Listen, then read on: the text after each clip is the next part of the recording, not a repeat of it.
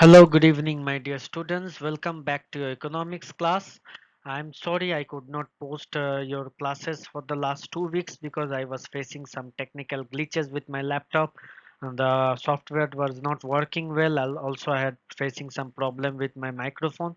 So I have now hopefully sorted out all the glitches, and from now on I will be able to post your videos on regular time. So today's class is basically a doubt clearing class, and I'm happy to say that I have received a doubt from Priyanka Deb.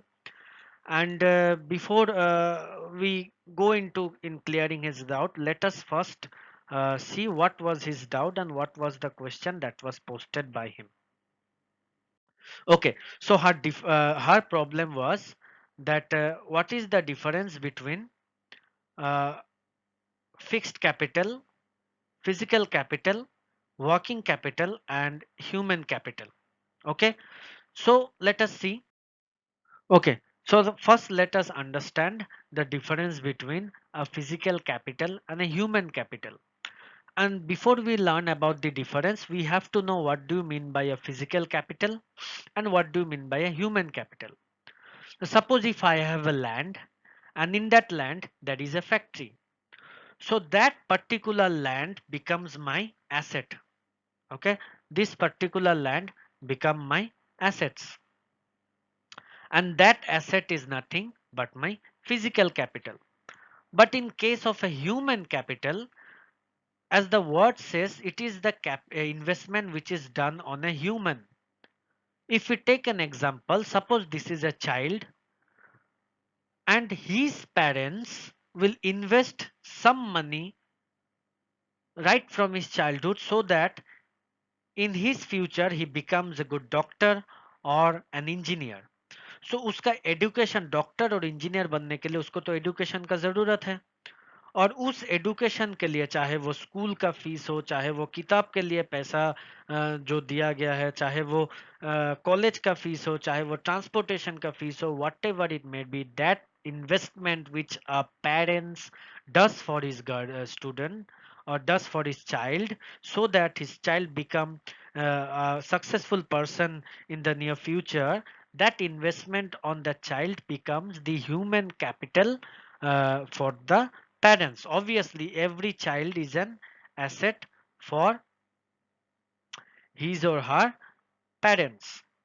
So to understand it in a better form, let us see that a physical capital, a physical capital is nothing but a land, and in that land there is a factory. Okay, so ये जो factory है ये कहाँ पे बना है, ये वो लैंड पे बना है. So that land is my asset. Okay, and this land, by using this land, by using this land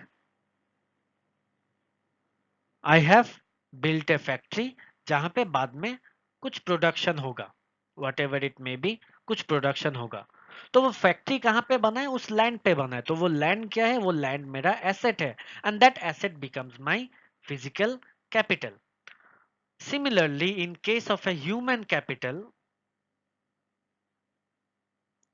in case of a human capital, when somebody invest on his child so that his child become doctor or engineer or lawyer or whatever it may be, successful बनने के लिए जो child के ऊपर investment किया जाता है, investment किया जाता है, that is the human capital. And human capital doesn't mean that the only the investment which a parents does for his children. ये नहीं है. किसी भी अगर इंसान के ऊपर हम लोग इन्वेस्ट करते हैं, if we invest in some human being, that investment becomes my human capital. Okay, another thing is that the physical capital the assessment can be easily done.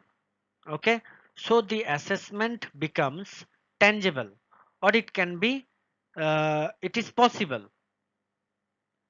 जैसे कि एक लैंड है, उस लैंड के ऊपर एक फैक्ट्री है,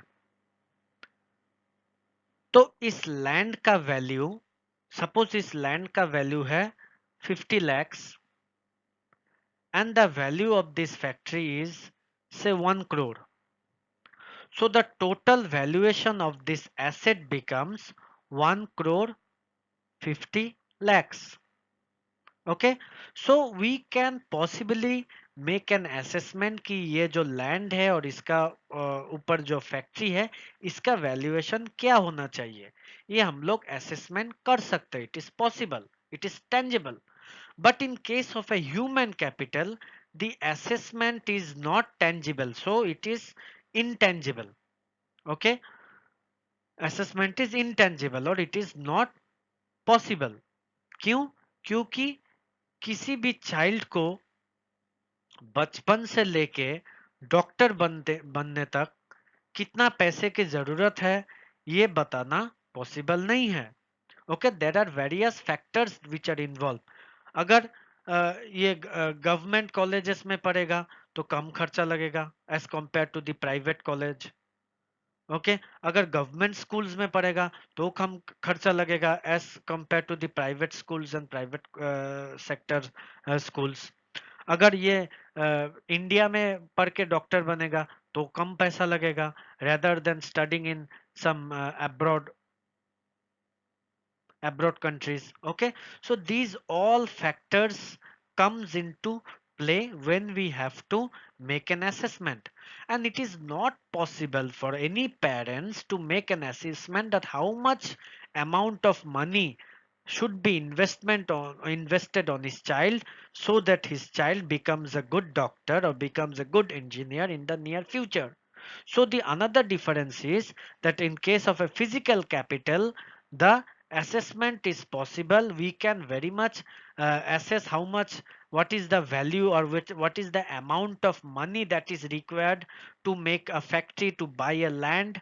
Okay, but it is not possible to make an assessment of how much amount of money is required for a child to make him a good doctor or make him a good lawyer or make him a good businessman right from his childhood. That assessment is not possible.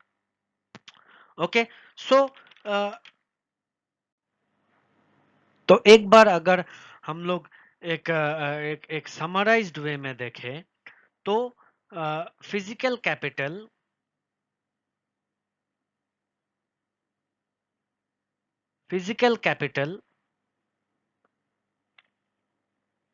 Are assets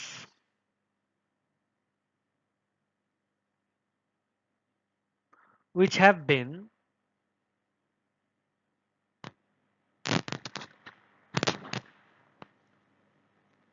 manufactured and will be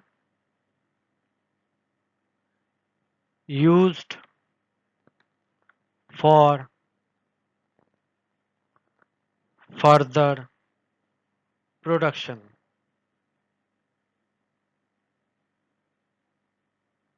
Example: land,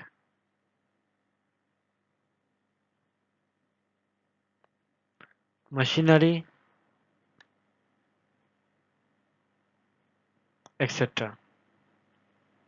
Okay, so what is it? It is basically the assets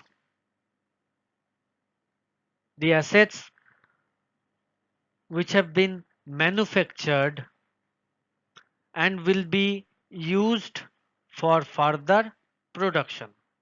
But in case of human capital, जैसे कि हम लोग ने अभी पढ़ा है, human capital में investment कहाँ किया जाता है?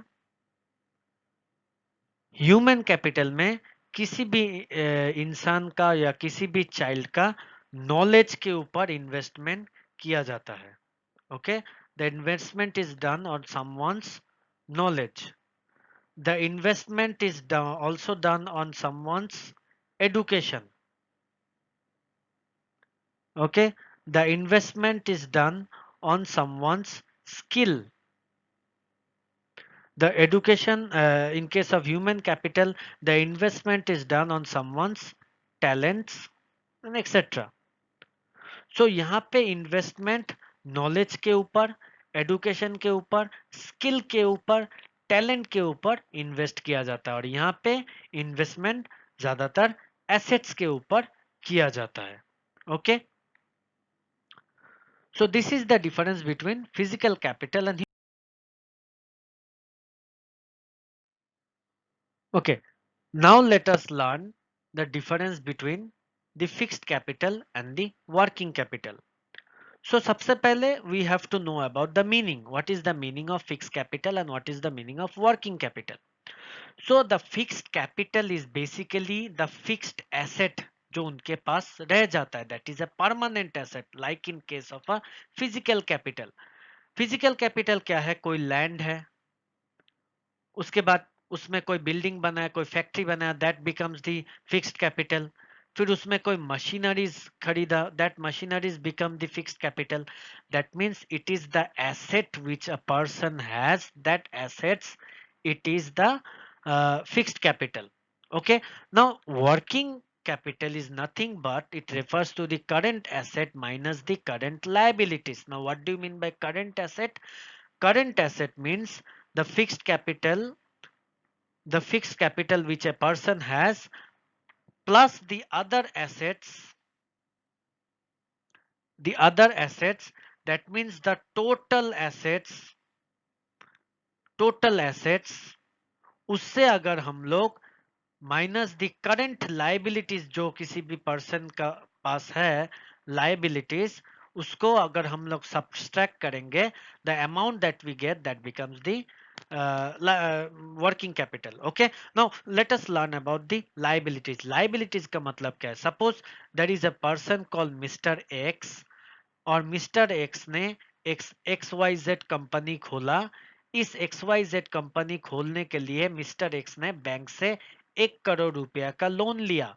तो जैसे मिस्टर एक्स ने 1 करोड़ रुपया का लोन लिया, तो मिस्टर एक्स के पास 1 करोड़ रुपया का लाइबिलिटीज बन गया. क्यों? क्योंकि मिस्टर एक्स को ये 1 करोड़ रुपए बैंक को वापस करना है, बैंक को रिटर्न करना है, तो वो तो एक लाइबिलिटीज बन गया. ओके, इसी तरह मिस्टर एक्स के पास और भी लाइबिलिटीज हो सकता है. जैसे मिस्टर एक्स ने एक्स वाई जेड कंपनी में जो भी प्रोड्यूस करते हैं, सपोज करो पेंसिल का प्रोडक्शन करता है, मिस्टर एक्स के पास पेंसिल का फैक्ट्री है. तो पेंसिल बनाने के लिए जो रॉ मटेरियल्स खरीदेंगे, सबसे इंपॉर्टेंट रॉ मटेरियल्स क्या है? वुड. तो रॉ मटेरियल्स बनाने के लिए द वुड खरीदेंगे. उस वुड खरीदने के बाद मिस्टर एक्स को उस रॉ मटेरियल खरीदने के बाद उसको पैसा तो देना पड़ेगा. वुड का जिससे भी परचेस किया उससे वो पैसा रिटर्न करना, पैसा देना पड़ेगा. So that becomes the liabilities. जितना पैसा या फिर जितना amount of money that is required to be given to others. Okay, दूसरे को देना पड़ेगा, कभी ना कभी रिटर्न करना पड़ेगा, उसको हम लोग लाइबिलिटीज कहते हैं. और जो चीज हमारे पास है, हम उसका ओनर है, I am the owner of that, that becomes the assets. जैसे कोई लैंड खरीदा, तो I am the owner of that land becomes my asset. कोई अगर कोई फ्लैट खरीदते हैं, 2 BHK खरीदते हैं, तो that 2 BHK, that person becomes the owner of the 2 BHK and that 2 BHK becomes his asset. कोई सपोज कार खरीदता है, तो कार खरीदने के बाद that person becomes the owner of that car and that car becomes the asset. Okay, so total asset जो है उससे अगर हम लोग टोटल लाइबिलिटीज को माइनस करते हैं, सब्सट्रैक्ट करते हैं, that becomes is working capital. अगर मिस्टर एक्स के पास टोटल एसेट 10 करोड़ रुपीस का है और लाइबिलिटीज 8 करोड़ रुपीस का लाइबिलिटीज है, सो मिस्टर एक्स का 10 करोड़ का एसेट है और 8 करोड़ का लाइबिलिटीज है. तो मिस्टर एक्स के पास 10 करोड़ माइनस 8 करोड़ 2 करोड़ रुपीस का वर्किंग कैपिटल होगा. So it is the total assets minus the total liabilities. Okay. So next the nature. Now what do you mean by nature? जब हम लोग नेचर का बात करें तो basically in case of a fixed capital it is what it is the assets. तो assets किसी के पास परमानेंटली रह जाता है. ओके. जब मिस्टर एक्स ने एक्स वाई जेड कंपनी खरीदने के लिए जो लैंड परचेस किया वो लैंड उसका परमानेंट हो गया. Okay. The land became permanent क्योंकि वो लैंड को परचेस कर दिया. अगर उसमें कोई फैक्ट्री बनाने के लिए कोई बिल्डिंग बना देता है तो वो बिल्डिंग और फैक्ट्री परमानेंटली उसके पास चला जाता है. That person becomes the permanent owner of that factory और permanent owner of that land. So in case of a fix capital it is permanent, but in case of a working capital it is circulatory. आज है तो कल नहीं भी हो सकता है. ओके. इफ अभी कुछ देर पहले हम लोग ने एग्जांपल दिया था the working capital of mister x is 2 crore. तो कल जब वो पैसा लाइबिलिटीज अपना खत्म करने लगेगा तो उसके पास 2 करोड़ रुपीस नहीं भी रह सकता है. Okay, so working capital it changes tomorrow or maybe 1 year, after 1 year Mr. X के पास working capital कितना होगा, so it will become 1.5 crore. तो वो घट के 1.5 करोड़ बन गया. लेकिन जो एसेट है वो परमानेंट रहेगा. अगर 2005 में कोई इंसान एक 3 BHK का घर खरीदता है, 3 BHK का घर खरीदता है जिसमें 3 बेडरूम हॉल किचन रहता है, तो 2010 में ऐसा नहीं होगा कि एक बेडरूम गायब हो गया और किचन गायब हो गया, सिर्फ 2 बेडरूम और हॉल बाकी है. ऐसा नहीं होता है. या फिर कोई अगर 2005 में एक कार खरीदेगा,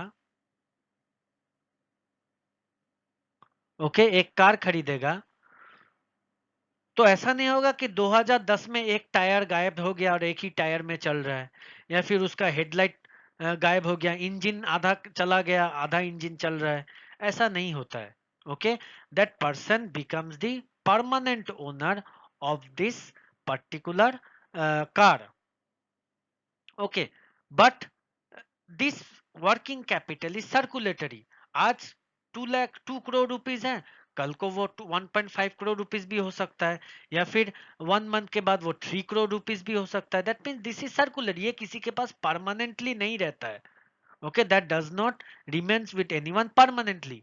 लेकिन जो एसेट होता है, जो लैंड होता है, जो बिल्डिंग होता है, जो फैक्ट्रीज होते हैं, वो एक परमानेंट एसेट की तरह किसी के पास रहते हैं. Next is the purpose. Now let us learn what is the purpose. सबसे पहले तो इन्वेस्टर्स इन्वेस्ट क्यों करते हैं. कोई भी इन्वेस्टर इन्वेस्ट करते हैं प्रॉफिट कमाने के लिए. Okay. To earn profit. Okay. To earn profit. For example, someone invest in land. Okay, or we call it as a real estate. Okay. जैसे कि कोई इंसान 2005 में एक लैंड परचेस किया फॉर 10 लाख रुपीस. अभी 2020 में वो लैंड का प्राइस बढ़ के 25 लाख रुपीस हो गया. मतलब उसने जब 2005 में खरीदा उसने 10 लाख रुपीस में खरीदा, और 2020 में जब वो बेचेगा वो 25 लाख रुपीस में बेचेगा. तो अगर आज वो बेचे तो उसको 15 लाख रुपीस का प्रॉफिट होगा. ओके. सो वो इन्वेस्ट जो 10 लाख रुपीस का इन्वेस्ट किया था, क्यों इन्वेस्ट किया? ताकि उसे पता था कि एक दिन वो लैंड का प्राइस बढ़ेगा और वो जब मैं बेचूंगा मुझे प्रॉफिट मिलेगा. There are some other investors that invest in shares and in bonds. कोई भी कंपनी जैसे कि व्हेन एमआरएफ कंपनी जब पहले स्टार्ट किया था तब उसका प्राइस 100 रुपीस का था. Okay. When MRF company started some 50 years back or 35 years back, I don't exactly remember when did it start, but when MRF company started with 35 years back, the price of the per share was 100 rupees, whereas now the price of that very shares that was 100 rupees, it is 50,000 rupees now. जो 30-35 साल पहले 100 रुपया था, अभी बढ़ के वो 50,000 रुपये हो गया. सो यू कैन सी कि जो आदमी 35 साल पहले 100 रुपया देके एमआरएफ कंपनी में इन्वेस्ट किया, आज वही 100 रुपये का शेयर इट बिकेम 50,000 रुपीज. मतलब कितना टाइम्स उसका profit बढ़ गया. How many times the profit has doubled and tripled and it became 50,000 now. So कोई भी इन्वेस्टर इन्वेस्ट करते हैं, क्यों इन्वेस्ट करते हैं? ताकि उसको इन्वेस्टमेंट से उसको प्रॉफिट आ सके. Okay, so the profit is the purpose is to earn profit. So in case of a fixed capital, it is not used in the production but invested in fixed asset. Okay, so अभी mister X को जो XYZ company था, mister X का pencil का factory, pencil का company जो था, उसको बनाने के लिए सबसे पहले क्या चाहिए था? सबसे पहले एक लैंड का जरूरत था. फिर लैंड में एक फैक्ट्री बनाने का जरूरत था, तो वो फैक्ट्री भी उसने बनाया. फिर उसके बाद मशीन्स खरीदने का जरूरत था, तो वो मशीन्स वो खरीदा. उसके बाद वो वर्कर्स हायर किया. उसके बाद वो प्रोडक्शन स्टार्ट करना था. प्रोडक्शन स्टार्ट करने के लिए रॉ मटेरियल्स खरीदना पड़ेगा. रॉ मटेरियल्स खरीदने के लिए मेन पेंसिल के लिए रॉ मटेरियल्स क्या है? वुड. तो वो वुड खरीदने के लिए भी उसने पैसा इन्वेस्ट किया. लेकिन फिक्स्ड कैपिटल किसको कहते हैं? जो इन्वेस्टमेंट एसेट के पर्पस में ही खर्चा किया गया. जैसे कि लैंड है, यहाँ पे मशीन्स है, यहाँ पे ये फैक्ट्री है. सिर्फ एसेट, फिक्स्ड एसेट के पर्पस में जो पैसा खर्चा करते हैं, इन्वेस्ट करते हैं, उसको हम लोग फिक्स्ड कैपिटल कहते हैं. ओके, वेरएल्स वर्किंग कैपिटल किसे कहते हैं? जो शॉर्ट टर्म एसेट के लिए खर्चा करते हैं. जैसे कि रॉ मटेरियल्स खरीदते हैं, वुड खरीदते हैं. मिस्टर एक्स ने पेंसिल बनाने के लिए वुड खरीदा. कल की डेट में जब उसका प्रोडक्शन स्टार्ट होगा और वो पेंसिल बन के मार्केट में चला जाएगा, तो वो वुड उसके पास नहीं रहेगा. क्यों? क्योंकि वो वुड अल्टीमेटली पेंसिल में कन्वर्ट हो गया.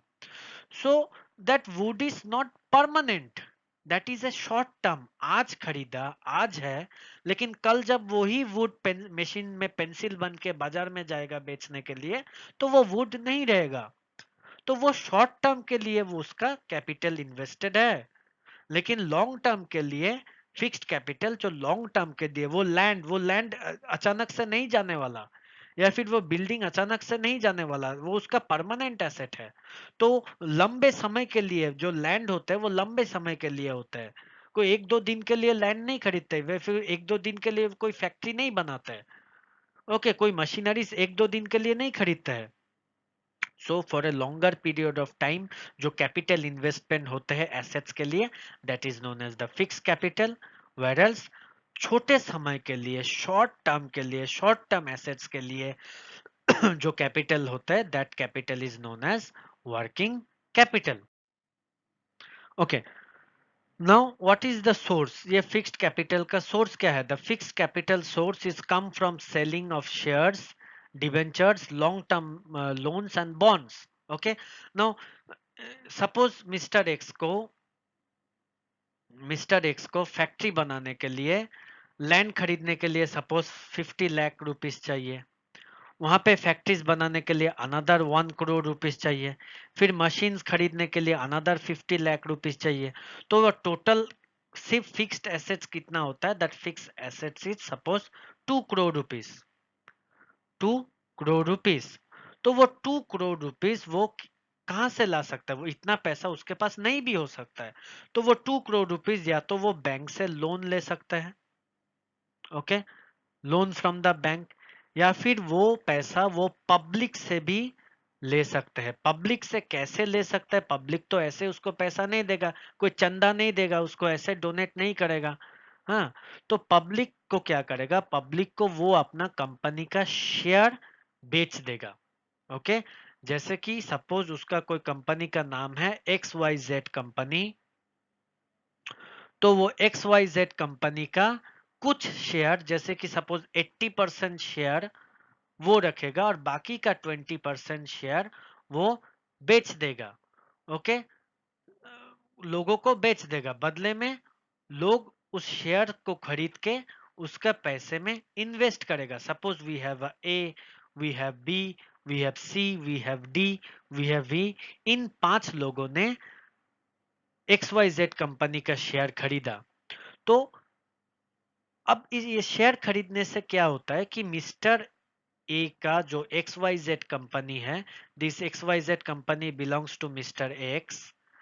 मिस्टर एक्स का जो एक्स वाई जेड कंपनी है, इस पे ये लोग A B C D E, ये 5 लोगों ने इन्वेस्ट किया।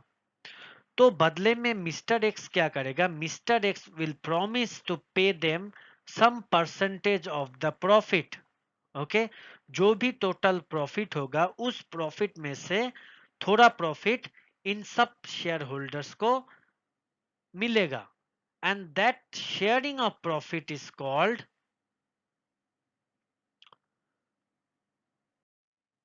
It is called dividend. Okay, it is called dividend. मतलब मिस्टर एक्स ने एक्स वाई जेड कंपनी का प्रॉफिट, जितना भी प्रॉफिट हुआ उस हिसाब से वो रेशियो, ई के पास जितना शेयर्स है, डी के पास जितना शेयर्स है, सी बी और ए के पास जितना शेयर है, उस रेशियो से उस प्रॉफिट को शेयर के हिसाब से वो उसको डिवाइड करके उसको देगा as a form of dividend. Okay, तो कोई भी इंसान फैक्ट्री स्टार्ट करने के लिए या फिर कंपनी स्टार्ट करने के लिए जितना बड़ा अमाउंट चाहिए, वो अमाउंट कहाँ से लाता है? या फिर अपना शेयर सेल करके लाता है, या फिर बैंक से लंबे समय के लिए लोन लेते हैं, या फिर बॉन्ड्स के थ्रू वो पैसा इकट्ठा करते हैं। ओके, जैसे कि अभी हाल में हुआ है, बिकॉज ऑफ कोरोना वायरस के वजह से रिलायंस का जो शेयर्स था या फिर रिलायंस का ये सब फैक्ट्री बंद था। हम लोग भी जानते हैं कि 1 महीने के लिए कंप्लीट लॉकडाउन था।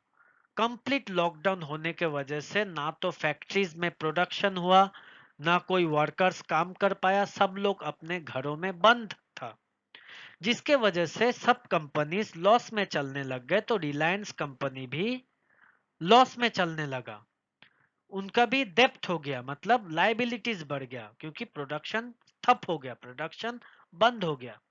तो उसके बाद रिलायंस ने क्या किया? रिलायंस ने बोला कि ठीक है, हम लोग का ये 1 महीने में जो भी लॉस हुआ, उस लॉस को रिकवर करने के लिए हमें पैसे चाहिए।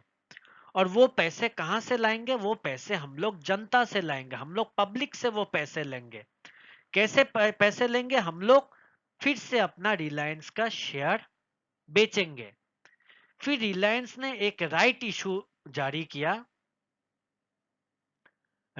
जारी किया, मतलब कंपनी ने बोला कि ठीक है, मेरा शेयर का प्राइस, अभी रिलायंस का शेयर का प्राइस है सपोज 1400 रुपीज। तो हम लोग, जो लोग खरीदना चाहते हैं, शेयर होल्डर्स है, हम लोग यही 1400 का शेयर हम लोग 1200 रुपये में बेचेंगे। मतलब डायरेक्ट डिस्काउंट ऑफ 200 रुपीज, 200 रुपये का discounted price. Okay, direct discount of 200 rupees. जो रिलायंस का शेयर 1400 रुपये का था, वो हम लोग अभी 1200 रुपये में बेचेंगे। भाई, जिसको खरीदना है खरीदो।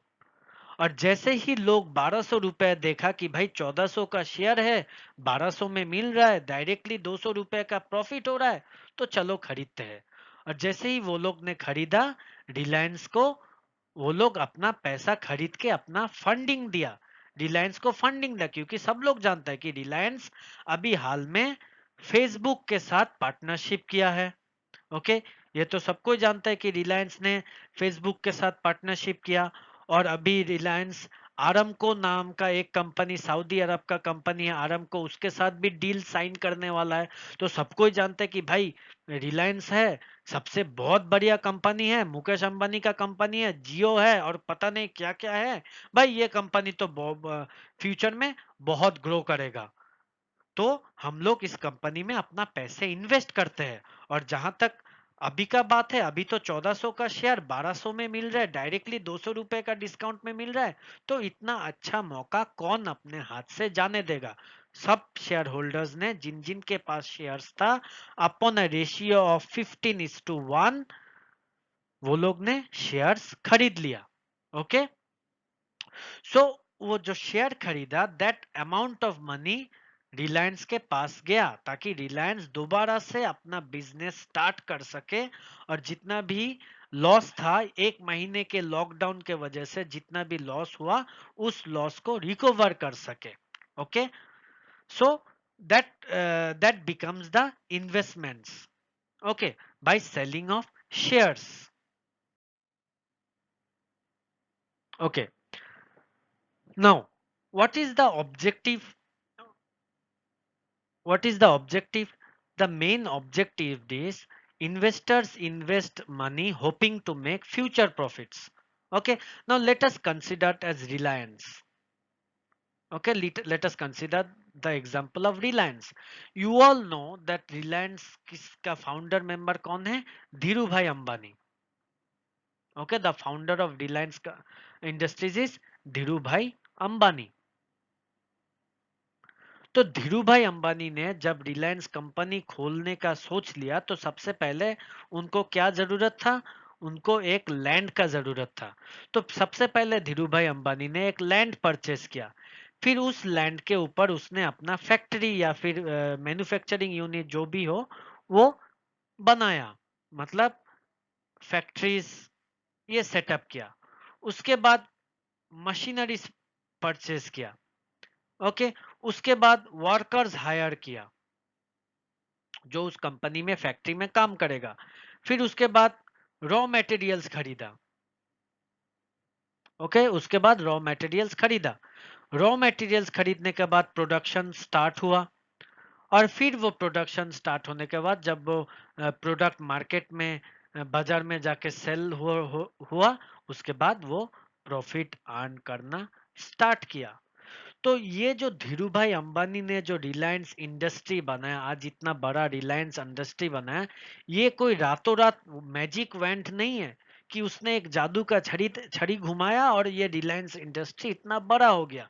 It is a time of a span of years and years, decades and decades of years के बाद, मेहनत के बाद आज रिलायंस इंडस्ट्री उस मुकाम पे पहुंचा जहां पे आज है। So the investors invest for future profit. कोई आज इन्वेस्ट करके कल ही उसको प्रॉफिट मिल जाएगा ऐसा नहीं है। कोई अगर land, if anybody purchases a land now, अभी एक लैंड है सपोज 10 लाख रुपीस का, तो कल ही वो 15 लाख रुपए बन जाएगा ऐसा नहीं होता है। उस लैंड को 10 लाख से 15 लाख बनने में एटलीस्ट 5 साल का या फिर 3 साल का तो टाइम लगेगा। एकदम आज खरीद के कल आज 10 लाख में खरीद के कल 15 लाख में बेच देंगे, ऐसा कोई भी एसेट नहीं रहता है। तो जो फिक्स कैपिटल होता है, उस फिक्स कैपिटल का इन्वेस्टमेंट में जो प्रॉफिट का होप करते हैं, वो लंबे समय के बाद होप करते हैं, that is for a longer period of time in future profit. whereas in case of a working capital, the investors invest and hope for immediate return. Okay, immediate return। आज खरीदा, उसका प्रोडक्शन किया, 2 दिन में उसका production किया, फिर बेच के उसमें मुनाफा कमाया, उसमें प्रॉफिट कमाया। So that is a short period of time. Okay, short period में ही उसको उसका इन्वेस्टमेंट का रिटर्न मिल जाता है। लेकिन फिक्स्ड कैपिटल जो कि एसेट्स होते हैं, जो कि बिल्डिंग्स होते हैं, जो कि फैक्ट्रीज होते हैं, जो कि मशीनरीज होते हैं, इसमें द इन्वेस्टर्स का जो प्रॉफिट है वो फ्यूचर का प्रॉफिट है, फ्यूचर के बारे में सोच के इन्वेस्टमेंट करता है। Okay, next point is the risks involved. In case of a fixed capital, the risk involved is very much high, and in case of a working capital, the risk involved is very much low. Now, why in case of a fixed capital the risk is very much high? Let us look an example. Suppose uh, the government of Assam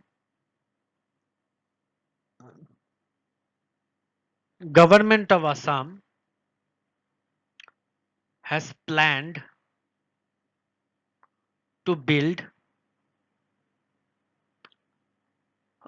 airport in say Boripara. बोरीपारा में एक government ने सोचा कि हम लोग एक airport बनाएंगे. तो suppose this is the area, this is Boripara, और बोरीपारा में गवर्नमेंट ने सोचा कि यहाँ पे एक एयरपोर्ट बनाएगा. किसी तरह मिस्टर एक्स को ये बात पता चल गया, मिस्टर एक्स को ये बात पता चल गया कि गवर्नमेंट बोरीपारा में एयरपोर्ट बनाने वाला है. ओके, गवर्नमेंट बोरीपारा में एयरपोर्ट बनाने वाला है.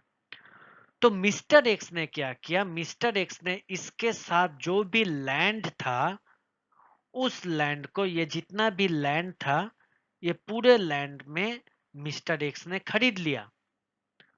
और खरीद के इस लैंड पे आधा जगह पे वो होटल बना दिया. ओके, होटल्स बनाया. फिर उसके बाद वहां पे रेस्टोरेंट्स खोला. फिर फूडिंग आउटलेट्स, सपोज केएफसी का आउटलेट खोला. फिर शॉपिंग मॉल्स बनाया. ओके, ये सब कुछ मिस्टर एक्स ने किया. यहाँ पे होटल्स बनाया, यहाँ पे रेस्टोरेंट्स बनाया, यहाँ पे केएफसी खोल दिया, डोमिनोज खोल दिया, शॉपिंग मॉल बना दिया. ये चारों तरफ उसने इन्वेस्ट किया. सपोज ये सब बनाने में उसको खर्चा हुआ टोटल 2 करोड़ रुपीस. ओके, तो मिस्टर एक्स क्या सोचा था कि जैसे एयरपोर्ट बन जाएगा, पूरे देश से बाहर से पैसेंजर्स लोग आने लगेगा, और एयरपोर्ट के सामने मेरे होटल में रहेगा, खाना मेरे रेस्टोरेंट से खाएगा. केएफसी भी पास में ही है, जिसको भी केएफसी का चिकन बर्गर खाना है मेरे ही रेस्टोरेंट से खाएगा. या फिर किसी को पिज्जा खाना है मेरे रेस्टोरेंट, मेरे डोमिनोज पिज्जा का आउटलेट से खाएगा. या फिर किसी को कुछ खरीदना है, मेरे यहाँ पे शॉपिंग मॉल्स भी है, तो मेरे शॉपिंग मॉल से ही सामान परचेस करेगा. तो ऑब्वियसली मिस्टर एक्स ने एयरपोर्ट के चलते बोरीपारा के आसपास जितना भी लैंड है, उस लैंड को परचेस करके उसमें 2 करोड़ रुपीस का इन्वेस्ट किया. क्यों? क्योंकि उसने सुना था कि गवर्नमेंट, या फिर उसको पता था कि गवर्नमेंट बोरीपारा में एक एयरपोर्ट बनाने वाला है. लेकिन जैसे उसने ये सब कुछ किया, गवर्नमेंट ने क्या किया, गवर्नमेंट ने सोचा कि नहीं, हम लोग बोरीपारा में एयरपोर्ट नहीं बनाएंगे. गवर्नमेंट का जो प्लान था वो कैंसिल हो गया. Okay, the government has cancelled the plan to build an airport in Boripara. अभी जैसे गवर्नमेंट ने ये एयरपोर्ट बनाने का प्लान कैंसिल किया, तुरंत उसने जो इन्वेस्टमेंट किया था, जो होटल्स बनाया था, जो शॉपिंग मॉल्स बनाया था, जो केएफसी खोला था, जो डोमिनोज का आउटलेट खोला था, जो शॉपिंग मॉल्स और रेस्टोरेंट्स खोला था, ये सब का सब अभी फ्लॉप कर गया. क्योंकि जब यहाँ पे एयरपोर्ट ही नहीं बनेगा तो पैसेंजर्स आएंगे नहीं. पैसेंजर्स नहीं आएंगे तो उसके होटल में कौन रहेगा, उसके रेस्टोरेंट से कौन खाना खाएगा, उनके शॉपिंग मॉल से कौन चीज सामान खरीदेंगे. तो अल्टीमेटली मिस्टर एक्स का जितना भी जो 2 करोड़ रुपए इन्वेस्ट किया था, वो 2 करोड़ रुपीज उसका लॉस में जाने के कगार पे था. ऑब्वियसली पूरा का पूरा लॉस तो नहीं होगा, क्योंकि जो लैंड का है, जो बिल्डिंग का है, उसका वैल्यूएशन तो डेफिनेटली उसको मिलेगा. लेकिन उसके बाद भी जो एयरपोर्ट अगर बनता तो उसमें जितना प्रॉफिट होता, ओके, उतना प्रॉफिट अभी उसको लैंड से या फिर उसके इन्वेस्टमेंट से नहीं होगा. Okay, so this 2 crore rupees investment of 2 crore rupees all of a sudden has become a bad investment. जो पहले गुड इन्वेस्टमेंट था, क्योंकि सपोज अगर सच में यहाँ पे एयरपोर्ट बन जाता तो ऑब्वियसली जो वो 2 करोड़ रुपीस था वो that was a good investment. अभी जो एयरपोर्ट नहीं बना, एयरपोर्ट बनाने का प्लान कैंसिल हो गया, so this particular investment now become a very bad investment. Okay, that become a very bad investment. Okay, तो इसलिए जो investment in the fix capital has a very high risk as compare to the investment of the working capital.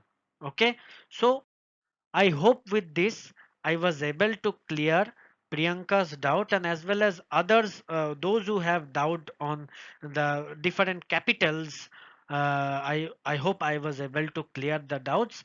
Thank you.